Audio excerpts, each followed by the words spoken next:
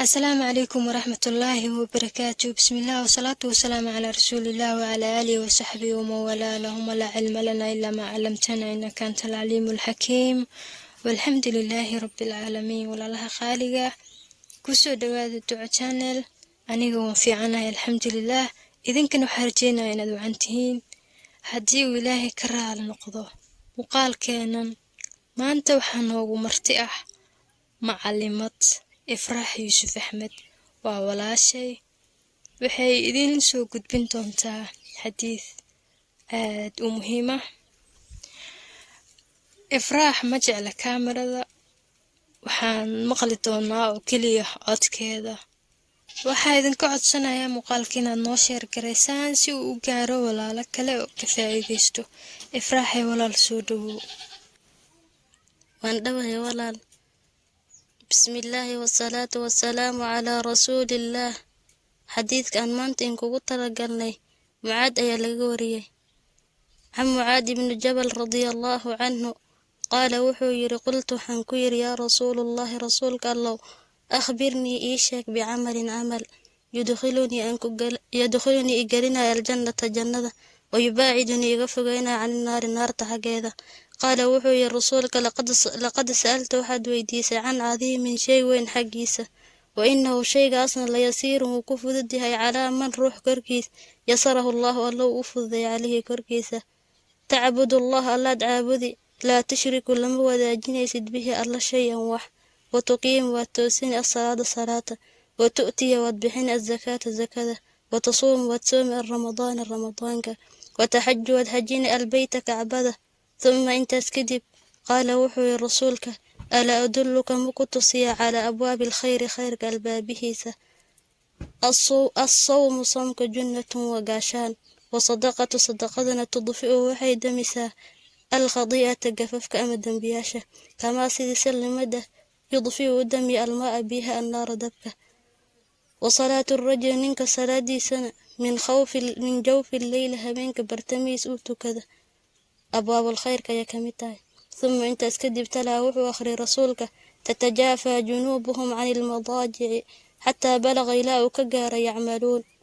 uma intaas kadib qaala wuxuu yidhi alaa ukhbiruka makuu sheegaa bira'si lamri arrinka madaxiisa, wa cumduhu tiirkiisa, iyo wa dirwatu sanaamihi kuruska baarkiisa. qultu waxaan ku yidhi balaa iska badaa inaad ii sheegin ii sheeg yaa rasuulallahi rasuulka allow. qaala wuxuu yidhi rasuulka ra'sul amri arrinka madaxiisa alislaamu wa tawxiidka, wa cumduhu tiirkiisana assalaadu wasalaada, wa dirwatu sanaamihi kuruskiisa baarkiisana aljihaadu jihaadka wey. uma intaas kadib qaala wuxuu yidhi alaa ukhbiruka makuu sheegaa bimalaaki daalika waxaas wax kulmin kara kulluhu dhammaantiis.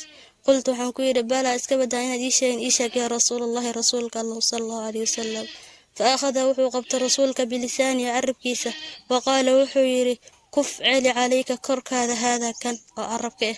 قلت حنكو يا نبي الله نبي الله وإنا أنك لمواخذون ما وحان الله قبني بما تكلم به وحنكو هذا الله.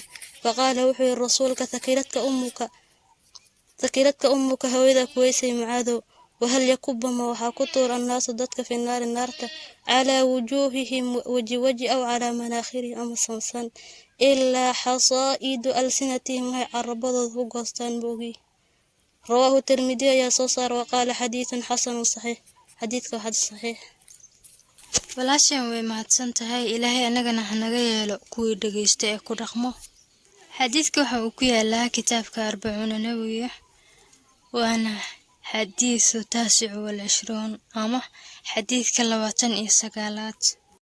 haddii aan samari gareyno ama aan dul marno macnaha weyn ee xadiidka uu leeyahay, waxaa laga soo wariyey can mucaad ibnu jabal ilaahay ka raali noqdee inuu yidhi rasuulka sallallahu calayhi wasallam ayaan weydiiyey inuu ii sheego wax jannada aan ku galo, cadaabkana aan kaga fogaado ama aan kaga badbaado. waxa uuna ku yidhi rasuulka sallallahu calayhi wasallam waxaad i weydiisay shay ilaahay agtiisa ku weyn, ciddii uu u fududeeyana wuu u fududaadaa arrinkaa. waxa uuna ku bilaabay ilaahay caabud oo ha u shirki yeelin. yacni xaq uu alla leeyahay cid kale ha u leexinin. waxaa lagu xijiyey salaada hagaaji. salaada waxaa jira waxyaabo badan oo muhiim ah. aniga ahaanse waxaan isleeyahay waxaa jira mid dhammaanteen aan ku dhib qabno oo ah in qofka salaada markuu tukanayo uu noqdo mid sahwiya. aayad qur'aan alle waxa uu ku yidhi qad aflaha almu'minuun, waxaa guulaystay mu'miniinta aladiina hum fii salaatihim khaashicuun. kuwa guulaystayna waa kuwa salaadooda ku khushuuca.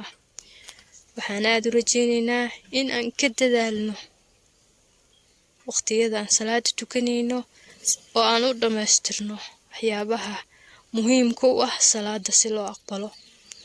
waa mid ka mid a arrinkan labaad ee keeni kara inaad jannada gasho cadaabna aad ka badbaasho. waxa ku xigo in sakada la dhiibo. waxaa jira dad badan oo wax haysta laakiin sanadkiiba mar aan xisaabinin hantidooda oo wixii ku waajibay aan iska dhiibin. waxaa ku xigo xajka in la aado. haddii aad haysato wax aad ku tegi karto ayadana waa inaad dadaashaa si aad cadaabka uga badbaado jannadana aad u gasho.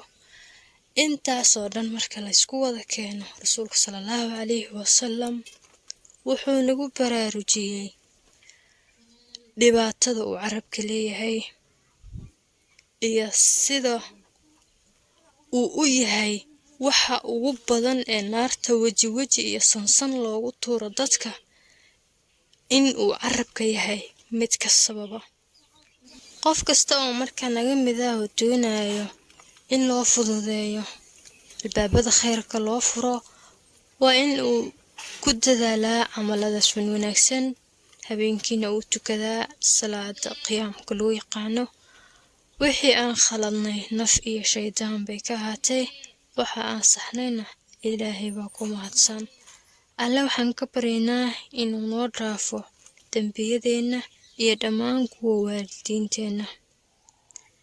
aad baad u mahadsantihiin waqtigiina qaybta aad naga siiseen.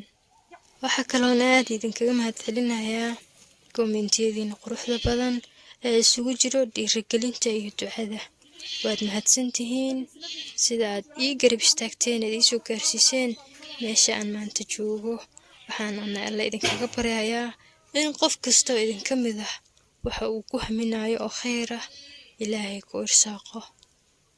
inta aan ku kulmi doono muuqaalka kan xiga waxaan idinkaga tegayaa assalaamu calaykum waraxmatullaahi wabarakaatu.